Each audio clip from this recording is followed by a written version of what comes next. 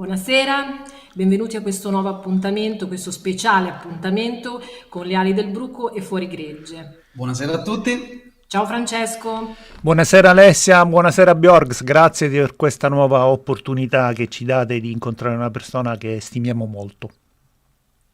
Allora, io so che tu sei felice non solo per l'eccezionalità del nostro ospite, ma anche perché realizzare questo appuntamento ha significato mettere insieme le competenze di più persone, collaborare. A te questa cosa piace tanto, vero? Assolutamente sì, è proprio così.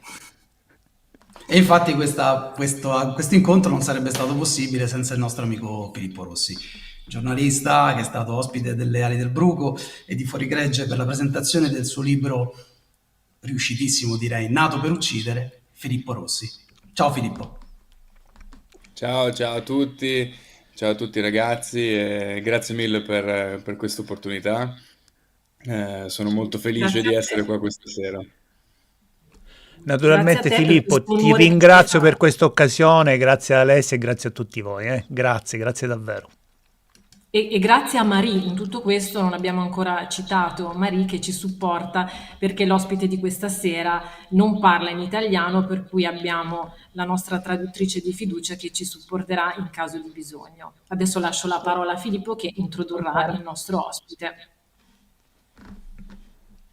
Beh, grazie mille. Allora, innanzitutto vorrei ringraziare anche il mio collaboratore Flavio Vezzaro di Salus Life di Vicenza che collaborerà con me all'organizzazione di questo importante evento che vi svelerò fra qualche momento. Prima di tutto vorrei introdurre l'ospite d'eccezione, come avete detto voi prima, Daniel Estulin, in diretta dal Messico, che arriverà in Italia il 28 e il 29 giugno di quest'anno, quindi fra meno di 2 mesi, per tenere due conferenze, la prima appunto a Verona il 28 e la seconda il 29 a Uboldo, a qualche minuto da Milano.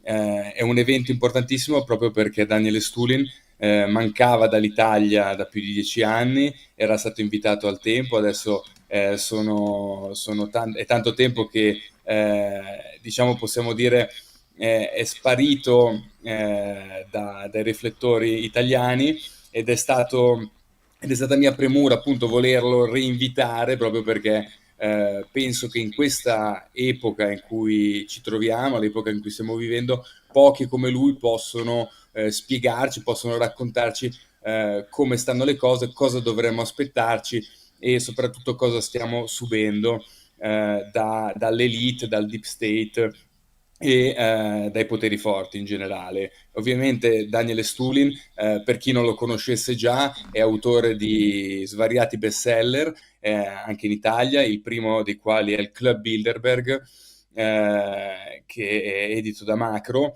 e poi ha scritto tantissimi altri libri, l'ultimo dei quali Metapolitica, sempre della medesima casa editrice, e ha raccontato, ha delucidato come i poteri forti influenzano e prendono le decisioni che poi plasmano la nostra realtà. Quindi questa sera sarà molto interessante ascoltare quello che lui ha da dire in chiave preparatoria per gli eventi di Verona e Milano che si terranno appunto a fine giugno, come detto prima, e dei quali poi vi spiegherò come poter acquistare il vostro biglietto e prenotarvi, perché i posti sono limitati. Beh, io non mi dilungherei oltre, ringrazio le Ali del Bruco per avermi dato questa opportunità di presentare questo ospite e introdurrei Daniel Estulin. Buonasera Daniel, good afternoon and welcome. Hello, buonasera. Thank you so much for the Buonasera. invitation. Thank you so So much for the Daniel, invitation. thanks to you for coming. Thanks for accepting our invitation to come to Italy. First of all, I would like to ask you a couple of questions to understand, to make people understand what will these conferences will be about, and also what we will talk about in details. So I would like to just translate to our Italian audience before starting.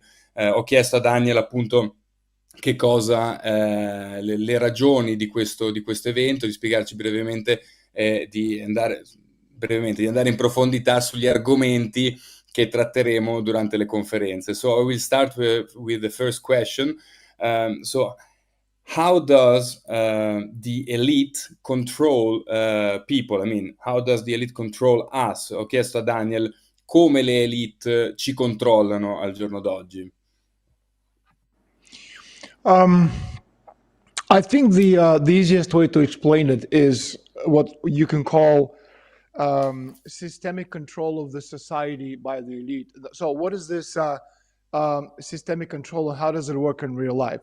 Again, it must be said that, for example, economy and therefore politics, from the earliest development of civilization, has been determined by technology. And so the level of science today has become such that we have literally invaded God's domain. And I think today few will disagree that we're living in the conditions of a planetary war. And I call this stage the cold hybrid pre-war stage. Now, what do I mean by that? Okay, it's a multi-level operation. So, for example, the elite, they find the target state that they want to subjugate. It could be Russia, Venezuela, Cuba, North Korea, Iran, it doesn't matter. Anyone, including the United States of America. And the next step, phase one, you apply maximum pressure on the country question. So you have this all-out attack against absolutely all spheres of society.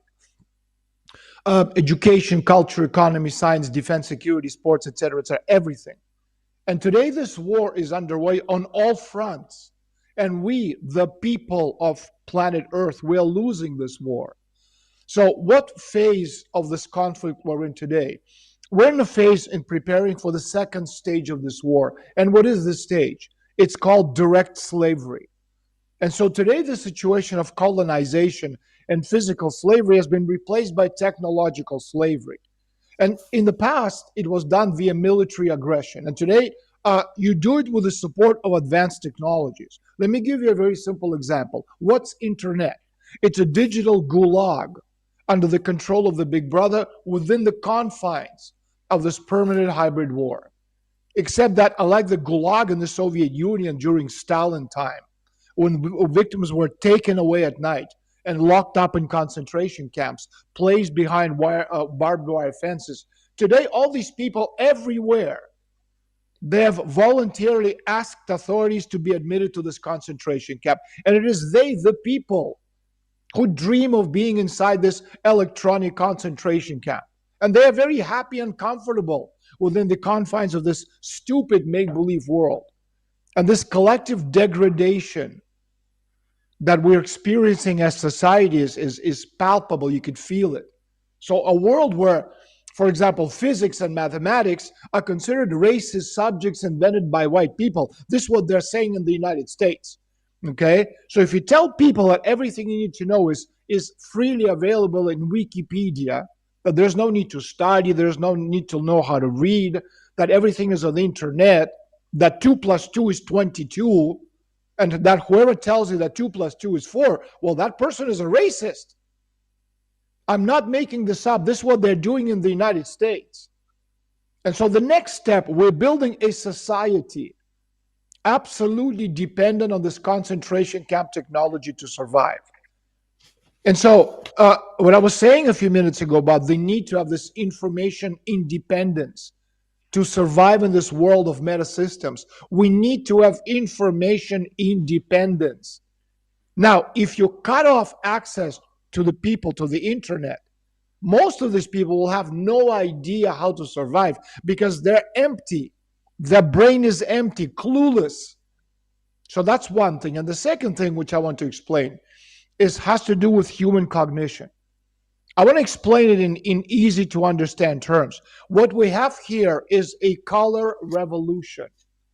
Now, what's this? This is the use, and I talk about this in my book on Tavistock Institute. This is the use of cognitive technologies to manipulate the consciousness of the masses.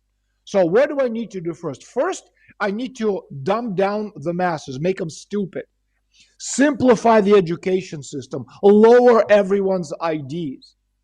Now, I don't know about Italy, but this is what they're doing in Canada and the United States. For example, mathematics. According to Stanford University studies, black people have more trouble with math than Asian people or white people. So what's the solution? Declare math a racist subject invented 5,000 years ago by Egyptians or Greek racists who intuitively hated Black Lives Matter. So in the United States, in most schools, math is out, science gone, logic canceled, philosophy, which is the cornerstone of any scholastic knowledge, triple canceled. And furthermore, philosophy is one of the most, according to them, racist fields in the world, if you listen to the ideologues of the new normal in the United States. Because every world-renowned philosopher is white and therefore is racist. And they're saying, no, there's no African philosophers, no transgender philosophers, no declared unicorn, done, gone. And so they teach you fake history, they teach you fake geography, they teach you fake science, and they break up knowledge into smaller and smaller mini versions of a whole universal. And they fill your head with stupid flat earth theories, ETs, UFOs, aliens. They substitute real history for invented nonsense. And next thing, you give everyone an iPhone, you put up a satellite, and you can control and manipulate the dialectic of the entire planet via mind control propaganda, ready-made revolutions. And well, it's just a matter of time of the application of cognitive technologies. In other words, you have total government control of mass consciousness, control of information, and through information, you control the population. You have color revolutions, you change governments, and people start believing everything that the media tells them. And so I can overthrow any government that I want, and it costs nothing, okay? Because people will believe anything that the media tells them. Okay, so how does this work? Let me explain it in simple terms. How does the world work from a historical vantage point? This is the ideology of the Western world. At first, many years ago, we had the slave owners, and there were very few in numbers, and they all had slaves, okay? And this modus operandi did not resist the test of time. And eventually, the Roman Empire gave way to the feudalist order. And the slave owners, they were forced to share some things with the former slaves. But this system could not resist the test of time either. And feudalism was replaced with a capitalist system where each ex-slave, he bought a small car, a small house, a vacation for 2 weeks in Disneyland or wherever. Why? For the simple reason that slaves were physiologically the same people as the slave owners. And so first they multiplied without control. And second, the slaves also wanted to eat at least 2 or 3 times a day. And third, they all developed self-awareness. And as a result, you had another Spartacus who wanted to become a slave owner. And the system changed again and again and again. And therefore, the elite, they had this dream of creating a new subspecies who possessed a limited cognitive capacity, who are easily reproducible in a synthetic and cheap way.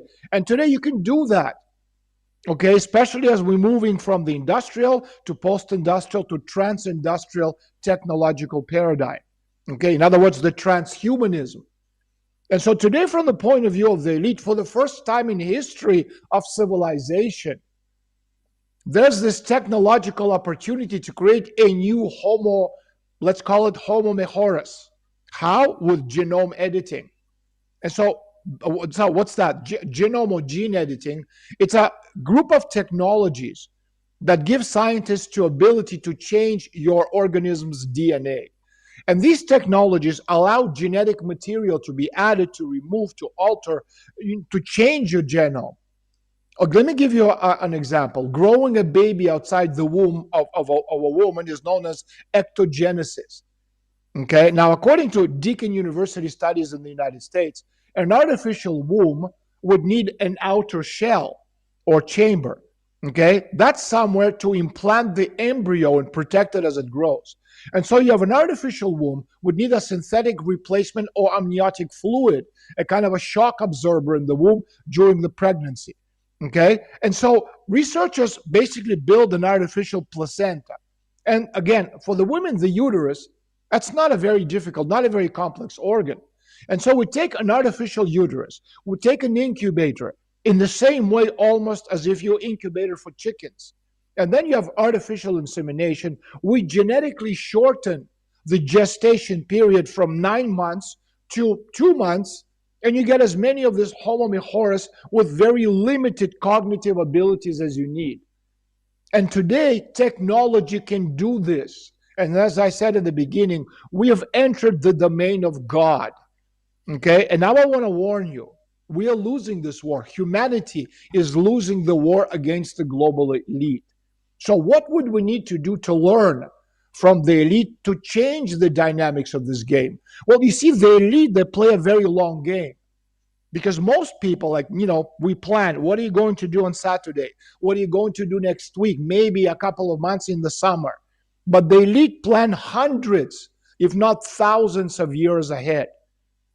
So, for example, at the end of World War II in 1945, the Soviet Union was celebrating victory over Nazi Germany, okay? And the elite were planning Soviet Union's collapse 50 years later. That's the difference between us and them. And I want to repeat, what's under assault are not our individual human rights, but rather the very institution of the nation-state republic from the oligarchy's massive social engineering program conducted through Tavistock Institute and much larger centers of integrated networks and engineering centers, et cetera, et cetera. Okay? And so the idea, this is what we're seeing right now. And then the idea is, again, you destroy who we are, okay? And it's not the people, it's we, not the elite who are destroying America, who are destroying Italy, who are destroying our culture, okay? Because people don't understand, because for example, they're protesting against the state, and they don't understand that the state is the only instrument that can guarantee the right and freedoms of the people, okay? And this is too done by design. And then once you have destroyed the system, you can do whatever you want. And at the same time, we have declining fertility. For example, 56 million children are aborted each year in the world. And you have this incessant propaganda from Bill Gates and George Soros and organizations such as Child Free Family, which is funding for $100 million per year these events. And again, the vaccines, they're not the vaccines to save you from COVID, but they're a vital element of reformatting of the new world order as per the needs of the elite, because we have reached the limits of growth within this model called Bretton Woods. Well, what you're describing is just terrifying, let's say. So this is very important for people to know, because awareness is maybe the first step to make a change. So Daniel, you to sum it up, you were talking about a kind of full-scale 2.0 slavery mode that is going to be, or it is right now being implemented above us. Most of the time without us being conscious. So how would you describe, let's say you were talking about a big concentration camp, you were talking about slavery, you were talking about human eugenetics, we can call it in general, maybe social engineering, what you also described very well in your Tavistock Institute book. So how would you describe the world from now to the next 20 years? Ho chiesto a Daniel, ho detto semplicemente che la situazione sembra terrificante, ma appunto il fatto di aumentare la consapevolezza è il primo passo poi per creare qualche cosa o prendere delle contromisure. Ho detto che, per riassumere quello che lui ha detto, è una specie di, quello che lui ha descritto è una specie di schiavitù 2.0 che descrive anche delle misure di ingegneria sociale. Ecco, gli ho chiesto come vede lui il mondo da oggi a 20 anni in questa prospettiva? Please. What the deep state wants is total transparency and control about everything we do and think.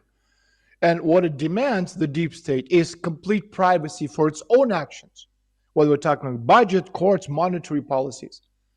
And so without transparency, there's no way to hold deep state officials accountable. Without privacy, there's no way you and I can be free. And unfortunately, our privacy is under attack. It's under attack in Italy, it's under attack in England, it's under attack in Spain, where they arrest you when you put a tweet or a Facebook message critical of the government. They say, so did you publish this? We're going to put you in prison. We're going to take your children away. Okay? And so we've reached a dangerous tipping point in American society. And so the financial freedom literally hangs in a balance, and it could go either way. We could either win or we could lose. It all depends on us. And so right now, the hands wielding these powerful technology tools are concentrated, malicious, and opaque. Okay? They're invisible. Technology is there, and all this is being done to us. They're using that technology to demand and enforce more transparency in everything we do, but not anything that they do. But having, for example, financial independence, we need not to be dependent on the state. We must be free mentally, intellectually, financially. But to have this financial independence does give us an element of freedom and flexibility. And that's why it's so important to preserve it. Okay? And so with this financial freedom, protecting your wealth, for example, from the coming stock crash, building non-financial wealth, going dark, in other words, making yourself invisible. Okay? We at least have a fighting chance. And that's a good start. Because it's coming, and you cannot not see that. And so the deep state is not a well-organized, tightly run conspiracy. It's a cartel of interests. And this cartel of interests is brought together for the sake of wealth, the sake of power, the sake of privilege, the sake of self-preservation at the expense of the Constitution, honest money, stock market that produces real prices, okay, et cetera, et cetera. But who's in charge? That's what people say. Is it Bilderberg? Is it Washington, the Pentagon, the Federal Reserve, Wall Street, UFOs, space aliens? The answer, except for the space aliens, all of them are in charge. And so the deep state is waging 3 major campaigns against the original idea, for example, of America. A limited government, low taxes, rule of law, individual liberty, sound money. This is what we're seeing right now. And also, let's not forget the role of big data in making this perpetual war against everything possible. And so big data has become a tool for the deep state to manage, to modify, to manipulate the public. They know everything about us. We know nothing about them. And so you have tech companies, for example, whose very origins are rooted in the ambition of the deep state to control American, but society in general. They now monitor our phone records, our financial records, your medical records, your online conversations, when you go to church, who you have sex with, what you say to your friends on the internet, whether you're cheating on your wife, who your friends are, the books you're reading, the movies you see, bad jokes you make. They know everything about us. And they aim to know you better than we know ourselves. And they're coming together with a deep state at a very philosophical level to restrict the flow of information you receive about what's really going on in the world, to manipulate your opinions by determining what you see and hear, and to control your money. And that's why when you watch a video on YouTube, when you talk to your friends, suddenly you have a commercial offering you a product that you just talked to your friend about. How do they know? Because they listen to everything you say. It's not a conspiracy theory. It's a reality. Technology works. Now, what's their ultimate aim? A society controlled by a wealthy elite, okay, with no dissent, no privacy, and no win-win relationship. Because there's 2 ways when you look at society. Okay, you can have this society or you have this society. And this society is we all work together. We have children, we have grandchildren, we want to work together, make this a better world. We have to look after our old people, our grandparents. We have to make sure that our children are good people, okay? And we share. And you have this version of society where the elite are saying, I am not sharing anything with you. You are going to be my slave. And I'm going to do everything I can to control you and take everything from you and give it to me. And these two versions of society, okay, there's no middle ground. It's either us or it's them.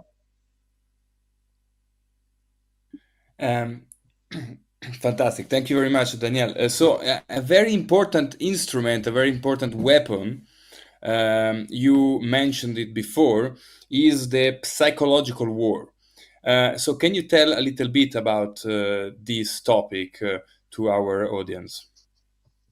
Ho chiesto, scusate, mi sono dimenticato di tradurre, ho chiesto a Daniel che uno strumento, un'arma molto importante che ha in mano il deep state o comunque l'elite che controllano è l'arma della guerra psicologica. Io ho chiesto di approfondire un po' questo argomento.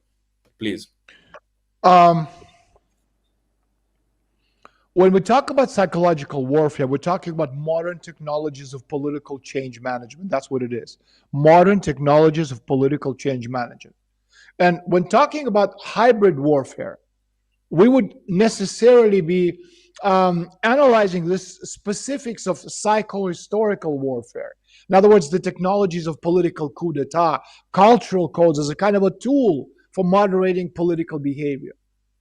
And so in practice, psychological warfare means the transfer of ideological and political struggle from the sphere of theoretical consciousness to the sphere of ordinary consciousness.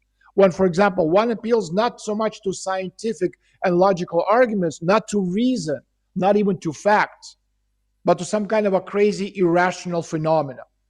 And these include emotions, instincts, for example, social, national pride, sovereign ambitions, instincts of social, national self-preservation, etc., etc. So what I mean to say is, okay, there's a big difference between thinking and feeling.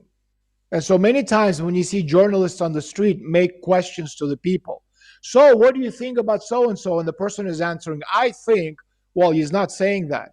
Because to think, okay, you have to read a lot, you have to ponder, you have to analyze, you have to do all kinds of, things, intellectual things. And most people don't know how to think, unfortunately. And what this person is saying, not I think, but I feel. And feelings are universal. You cannot argue with feelings. My feelings are as good as your feelings, which is why in politics, when one party, uses feelings and the other party uses logic, the one that uses emotional element always wins, because thinking is hard, feeling is easy. And so the task of this transfer, of the struggle from one sphere to another, is to bring it to the level of everyday psychology in such a way that this struggle, permeates all the problems of people's lives and explains them through some kind of a, I guess you could say, political confrontation. And you get to this, you achieve this due to massive introduction into the minds of the people everywhere of many different false stereotypes of perception and thinking. So, for example, all the Russians people, they're drunks, they drink vodka. I don't drink vodka. I don't drink, period. I've never in my life drank alcohol. I don't like alcohol. So not all Russians drink alcohol and drink vodka. Okay? All the Russians wrestle with bears. That's not true. Okay? So these are the kinds of stereotypes they introduce into your brain, perverted ideas about the views prevailing in their environment. And so in times of peace and conditions of this forceful confrontation with a potential adversary, what happens is that psychological warfare acts as a kind of one of the main components of political confrontation. Let me give you an example. Goebbels' propaganda in Germany, okay? It came from the cynical assumption that in order to be effective, you have to be massive propaganda, blatant propaganda, and continuous. The more massive is a lie, the more you repeat the same story, the more people are going to believe you. They're going to say, well, they can't make this thing up. It's just too big a lie. Yes, they can. Look at COVID. Look at all these other wars. weapons of mass destruction, Saddam Hussein, etc., etc., etc. And so another key element of, if we're talking about hybrid warfare, is this imperceptible penetration into consciousness. For example, you see advertisements. You know, we all see advertisements of America. Beautiful, carefree lifestyle, cowboy, horseback, you know, good looking, you know, people, you know, having drinks, entertainment, you know, swimming in the sea. Okay. Or the Soviet citizens, for example, in my country, what was the propaganda? You want to be like America. And so in our country, if you had Levi's jeans or if you had, you know, a Parker ballpoint pen, it's like having a Ferrari today. It was a status. I have jeans, Levi's from the United States, and you don't. And so all of these are elements of psychological warfare. And that's the most effective war against the poorly educated strata of society. You can destroy countries, and it's very cheap. But psychological warfare not only targeted the Soviets or the communists, it also targeted the Americans through many different projects. For example, MK Ultra. There were 149 sub-projects of this MK Ultra, and many of them related to behavior modification, hypnosis, drug effects, psychology, true sermons, pathogens, toxins, etc., etc., etc. And this is what they're doing to us. And unless you understand how this control is exercised globally, you can't fight it because you don't know who the enemy is. Because it's very easy if somebody points a gun to your head, you know this guy is a bad guy. But if you do this psychological warfare, you can't see it, which means unless you understand it, you have no idea how to fight it. And that's what we're seeing right now, which is why it's so important to understand all these types of wars being waged against us, because we need to unite. There's not enough people on our side. And again, we are losing this war because unfortunately the bad guys, the global elite, the deep state, they have a lot of tools at their disposal. And we, the people globally, the Italians, the Spanish, the Russians, the Americans, normal people, we simply don't have the knowledge to know how to fight them. And we need this knowledge now because the time is short. Exactly. So it looks like we are living in a kind of a matrix, let's say, so an invented reality as well, right? Because from what you were saying, like this imperceptible penetration in our consciousness looks like they are trying to make us living their own made their own self-made world, let's say. So is this something that matches your point of view? Ho chiesto a Daniel appunto se tutto ciò che avviene con il condizionamento, con la guerra psicologica, ha a che vedere anche con il fatto che noi noi viviamo in una specie di matrix, no? In una realtà virtuale, una realtà creata appositamente per mantenerci schiavi. Questo è il succo di quello che ho detto. Please. When we're talking about realities, we're talking about models. So we organize our society, and with it, our government and our culture, our industries, businesses, around models. And these are basically, what's a model? It's agreed upon rules, practices, protocols for how we operate. And so you have the official reality is about hiding an agenda under the guise of reporting facts. That's what the media does. Okay, they're reporting facts, but they're really hiding a secret government agenda because there's no such thing as free mainstream media. It doesn't exist. And so you have this whole bunch, many people, okay, overtly and covertly, openly and you know, invisibly, at all levels of society, whose job is to make it seem like a false reality is the real reality. It's like in a matrix. And the agenda, of course, is to convince people of certain things and force them to do things and prevent them from doing other things, which are bad for the elite and good for the people. And one of the things that locks us into this official reality is that it's easy to figure out, it's not easy to figure out what this reality is. We can say that the mainstream media, they're technologies of control. And today, reality is fiction, and fiction is reality. And so we realize that people don't believe something is reality until you see it on, on the front page of New York Times or CNN or Fox or one of the corporate media. And for most people, corporate media is still very important because the mainstream media is constantly busy looking for ways to appear to be a reliable source when they're not. And another thing I want to mention is false flag operations. In other words, the ability to create this official reality using violence. And that's becoming more and more common. So there's this new norm in America: chaos, race wars, mass shootings. You see it also in Italy, you see it in Spain, you see it globally. Okay? So the fallacy is enabling America's transition from what it was, which was a country of law and order, to a country of chaos, of fear, a daily psychological operations played against the general public. And again, we're seeing the same thing in France and Spain and Germany, in the UK. Some migrant killed 16 people driving a car. There's a shooting, there's a stabbing. All these horrible things are happening. There's a blackout at the same time. These are all psychological operations. And so the millennial generation may find that what I'm about to say is absolutely incredible, considering the world we live in. But there was a time when people could actually plan for a future. And so for the first time in modern history, we have a generation today that doesn't know what it's like not to be at war. This generation lives in a perpetual state of war. And now with the ruling elite putting their plans in motion to achieve their new world order, we're seeing a new level of chaos, new level of fear, slowly becoming the new norm, which millennials especially are being led to believe is absolutely inevitable and unavoidable reality.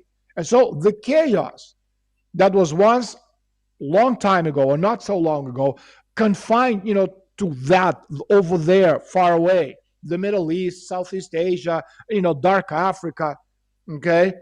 We're used to seeing it on television, but not see it live, in our streets. But that's moving into the United States, into Canada, into Europe, into Italy, into France, into civilized world.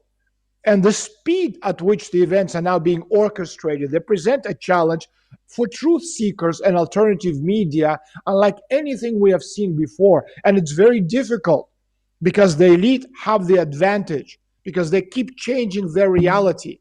And we have to explain to people that the parallel reality is actually the real reality. And the real reality is a lie.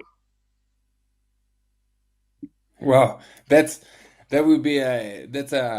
a challenging concept to understand, but I think it's critical, it's pivotal to understand. Just a word I would like to ask you, because I think it's important. You mentioned in your webinars and in your interviews, you mentioned a level above this deep state. So we know that the deep state is usually called, it was the Bilderberg, and then the CFR, Club of Rome, etc., the Freemasonry, etc. So we hear a lot of secret societies that should rule the world. But from what you say, from your perspective, there should be a level above. So can you just introduce it, because I think it's important for people to know, and maybe you will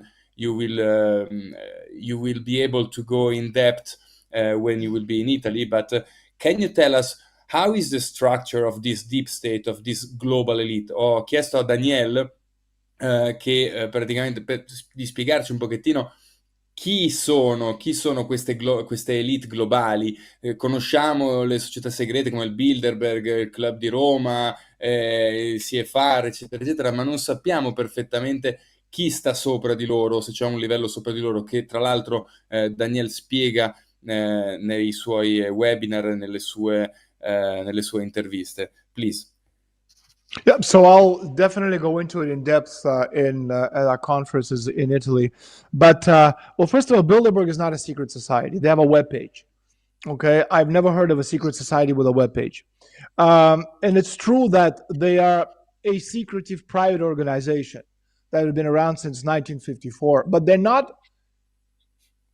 I'd say they're at most mid-level managers. They don't make any decisions. They're given certain decisions with the objective of Bilderberger, the Council on Foreign Relations, the Trilateral Commission, the Pinay Circle, and other organizations at that level to actually spread this message into the general population. But the decisions are taken at a much higher level by people who are obviously involved in planning and organizing things at a much higher level. We're talking about, the time-wise. And so one of the things you have to understand that above nation states, above countries, you have groups such as the globalists and the ultra-globalists. And the difference between the two is that, for example, people like Klaus Schwab, they're the ultra-globalists, and the idea of these ultra-globalists, they don't need the idea of a country. They have no need for countries. Their idea is you dismantle countries, you destroy all these institutions of a nation state, and you create what's known as one world company limited, corporations that have more power than any government on the planet. Example, you have BlackRock, you have Vanguard Group, companies such as that, which have, again, more power than pretty much any government on the planet. And then the globalists, such as Donald Trump. Okay, their idea is that let's maintain the International Monetary Fund, let's maintain the World Bank, let's maintain the middle class, something that the ultra globalists have no need for. They don't need the middle class anymore, the productive. They have no need for the productive economy. They need to destroy the middle class. And that's why during COVID, we saw the transfer of wealth, where the middle class, us, we became poorer, the rich became even richer, and most of us became poor or very poor. And that's the idea. Anyway, I'm going to explain this in a conference, the idea of what's being done, how this entire concept of dismantling capitalism, because that's what we're seeing right now. Capitalism, as we know it, has reached the limits of growth. And that's we're coming to the world of post-capitalism, which the elite themselves need to create. They're dismantling the system which no longer works. But because they have no language to explain what's coming around the corner. Because again, what we're seeing right now, today, globally, we've only seen twice in the last 2,000 years. The first time between the 4th and the 6th centuries, when the Roman Empire collapsed and feudalism came about, and about 1,000 years later, between the 16th and the 17th centuries, when feudalism died and modern-day capitalism came into its own. And that modern-day capitalism today is on its deathbed, because it's based on a very simple concept, premise. Expansion at somebody else's expense. It means you keep taking over countries, taking over their resources, and growing bigger at their expense, except that we've reached the limit of growth on the planet Earth. You can't expand beyond the space of planet Earth. And that's why we have a problem today, because for the first time in history, we have no language to describe what's coming around the corner. And by language, I don't mean Italian or Spanish or Russian or French or German. I mean the language of the economy. We have no way, we have no knowledge of what's awaiting us a very short term. And that's why we have this crisis globally, because in the First and the Second World Wars, you can destroy the world and rebuild it. Okay? And that's what they did after First World War, that's what they did in the Second World War. And you have this glorious period between 1945 and 1975. But right now you can't do that because you have all these countries with nuclear weapons. You have Pakistan, you have India, we have North Korea, maybe Iran, and everybody else. And so the elite is saying, maybe it's not a good idea. Okay? And so the idea is that if it's not a good idea to destroy the world, how are we going to survive? And they have no answer to that question. And what we're seeing right now, okay, is the next stage of human development. So we went from nation states, that's Westphalia, okay, to one world company limited, corporations that have more power than any government on the planet. And now we're coming into regionalization of global economy. The global economy is shrinking, and so we're going to regionalize the world. And so, for example, Brexit and BRICS, they were the first two attempts to try to regionalize the world. And that's where we're going to right now. Regions, North American region, Canada, United States, Mexico, Latin American, Europe, Paris, Berlin axis, China, India, etc., as regions of the world. But again, we have no language to explain how this mechanism is going to work. What's the exchange system it's going to be? There's lots of questions and there's very few answers. And there is even fewer time. And that's the problem, time. We have no time before the global impending collapse. An important, let's say, another very important topic regarding economics is the Bitcoin. So the crypto world, which is raising since, let's say, more than 10 years, is seen by half of the people as the protector against a possible collapse of the economy, a protector against the banks, etc. And from the other side, there is the other part of the world who says that Bitcoin is controlled by is just another way for the elite to shift their power and subdue people in another way. So what is your point of view? Ho chiesto a Daniel di parlare un attimino del Bitcoin, dell'argomento delle criptovalute, perché vediamo al giorno d'oggi una divisione fra chi pensa che il Bitcoin sia un salvatore, una salvaguardia contro il collasso del sistema e contro le banche, contro le elite che vogliono depauperare le persone, e dall'altra parte invece c'è chi della visione opposta proprio pensa che sia un nuovo modello, una nuova strategia del potere di accaparrarsi le risorse e di schiavizzare le persone. Ho chiesto la sua opinione, please. So I'll give you a brief version. Bitcoin is an intel operation. It's an intelligence operation. So if you look at the people at this supranational level and how they're running this intelligence operation, it's a very dynamic system. There's something else that you have to understand about how the global power works. So you have centralized political control leads to centralized control of wealth as well. Now, isn't it ironic, if you think about it, that one of the primary goals of Bitcoin, the creation of a universal digital currency, is also a primary goal of the globalists, the New World Order with its aspirations for replacing national sovereignty with a one world government and arguably the deep state. Now, think about that. So we have a governance structure that is invisible. We talked about this. And we have part of that governance structure is the financial system. And it's a subset. And you can't change or redesign the financial system without understanding and having the a design of the tools for your governance system. So thinking that the changes in financial system are going to help improve the governance system is absolutely crazy, because the two of these elements are intimately integrated.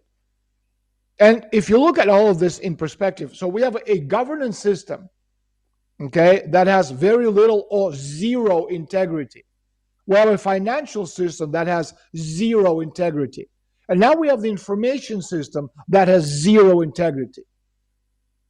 And if you think you can create a digital product or platform on the information systems that have no integrity and use it to change the financial system in a way that doesn't have integrity, and you're going to improve the governance system, this is absolutely crazy.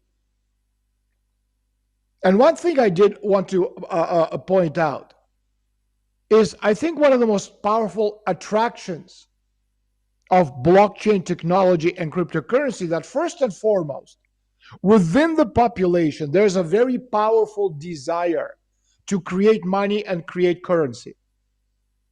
And so the greatest desire is local currencies.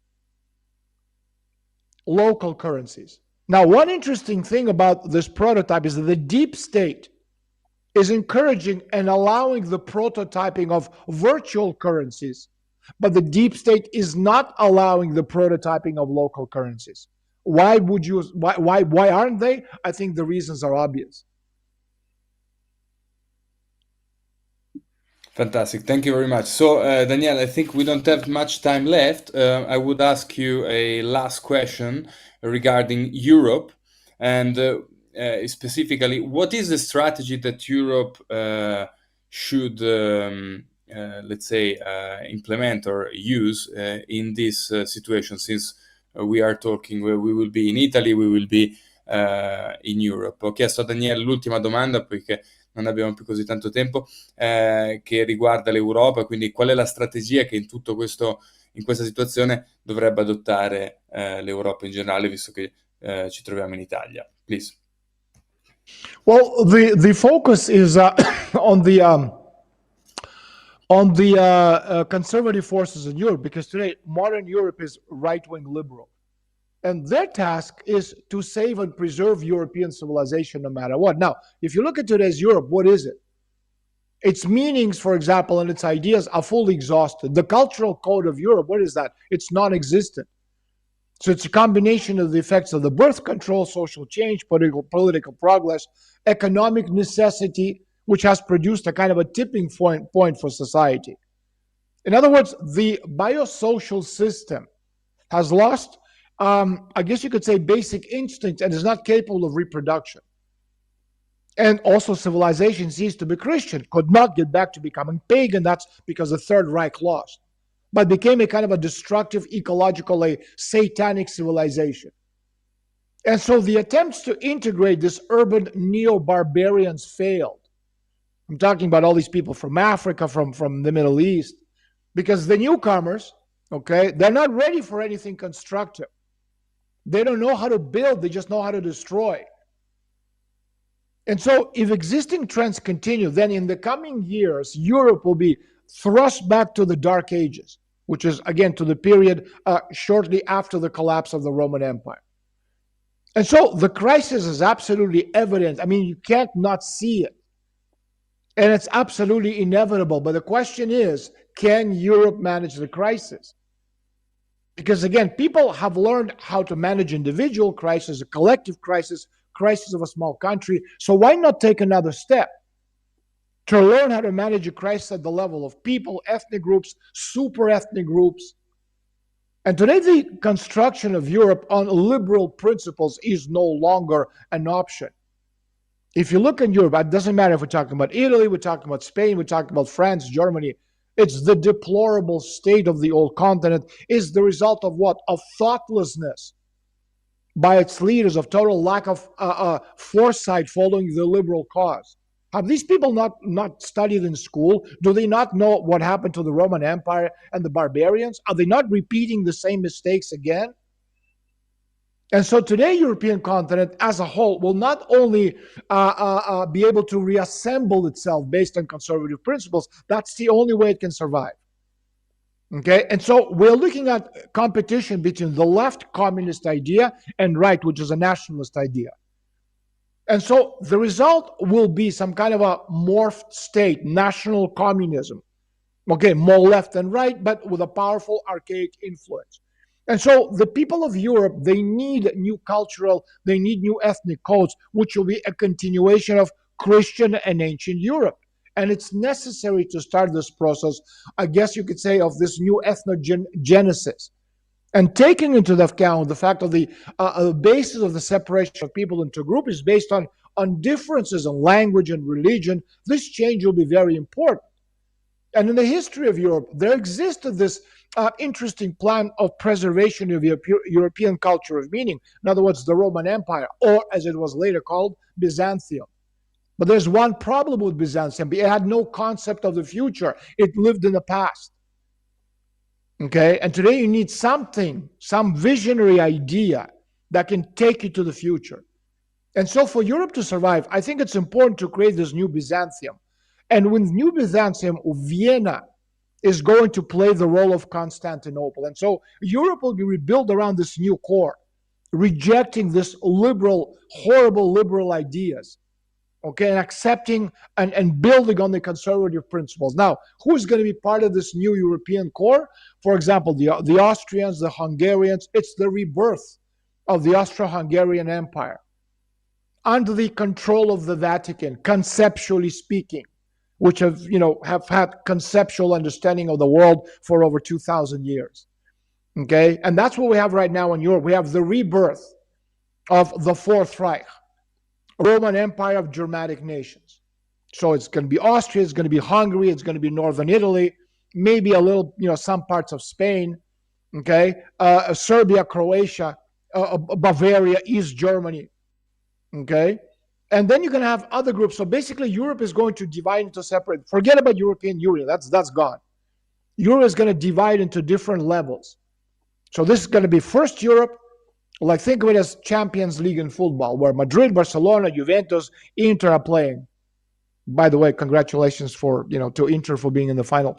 And the second group, okay, this is going to be the Hansa League, the Scandinavian countries, Belgium and Holland, and maybe England, if they can't find their own economic area. And then the third is going to be zombie land, like in the movie World War III Zombies. Okay, periphery, territory, no man's land. Spain, Portugal, southern Italy, Romania, Bulgaria, all that's left. Okay, and so the last time this happened, speaking of the barbarians, they were only able to delay the destruction because Rome was destroyed, Italy was depopulated, Imperial regalia sent to Constantinople. And we can only hope that perhaps this time around, it will start a new kind of a European cycle without having to go through the dark centuries we went through way back when.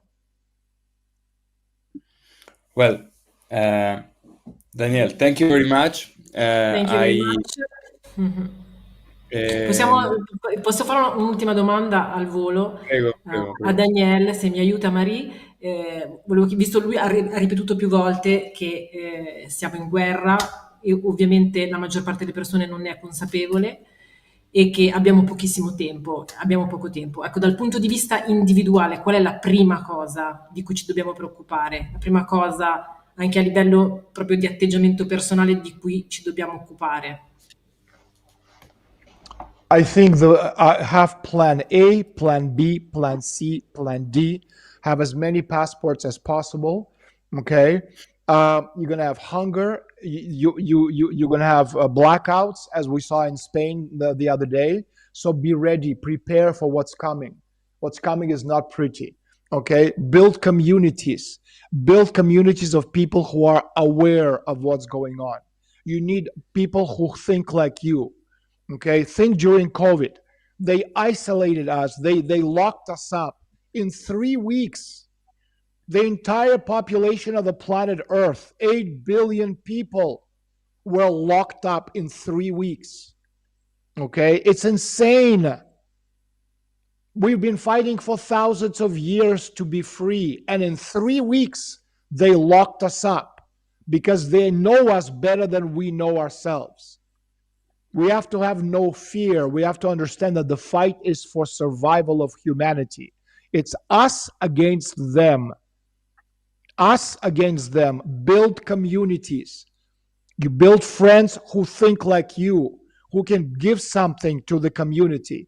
Don't argue with people who think that, crazy conspiracy theories are, if it's not on the cover of New York Times, it's not true. If Rai is not talking about it, it's not true. Forget about these people. We have no time. We need to prepare. What's coming is unlike anything we've seen in the history of mankind. If you want to survive, be ready for what's coming. Ok. Thank you. Penso che è stato abbastanza chiaro, Daniel. Io, prima di lasciarvi chiudere, Alessia e ragazzi, voglio ringraziare tantissimo Daniel, voglio ringraziare voi per avermi dato questa grande opportunità di poter avere Daniel qua. Thank you very much, Daniel, for your time and for your very interesting interview. Filippo, presenta le copertine che abbiamo degli eventi. Pensavo, appunto, volevo presentare brevemente l'evento ancora, ricordarlo, quindi sabato 28 giugno, come potete vedere, in provincia di Verona, San Martino Buonalbergo, in ristorante Fabbrica in Pedavena, dalle 15 alle 18:30, mentre domenica 29 giugno, quindi il giorno dopo, dalle 15:30 alle 19:30, a Rubbiolandia 2, a Uboldo, che si trova a una decina di minuti da Milano. Per prenotare il vostro biglietto potete andare sul sito di Libreria Libera, quindi www.librerialibera.ch. Poi nella descrizione apparirà anche il link dove potete poi prenotare il vostro biglietto cliccando sulla serata, sul pomeriggio di Verona o su quello di Milano. Ecco, quindi penso di aver spiegato tutto, quindi lascio la parola a voi e vi ringrazio moltissimo. Thank you again, Daniel, and see you soon in Italy. Thank you. Grazie. Ciao. Grazie Ciao, ragazzi, grazie a Filippo, tutti, grazie a tutti. Bene, alla prossima, grazie Filippo, ti aspettiamo di nuovo qui, anzi mi ci aggiungo così perché se no alla fine sembra che non ci sono, eccomi qua. Ci rivediamo presto con nuovi tuoi approfondimenti qua sul canale, te ne siamo molti grati. Grazie mille. Una buona Grazie, serata a buona tutti. serata. Ciao. Grazie ciao. mille. Ciao Ciao a tutti. ciao. Ciao. Ciao. Ciao.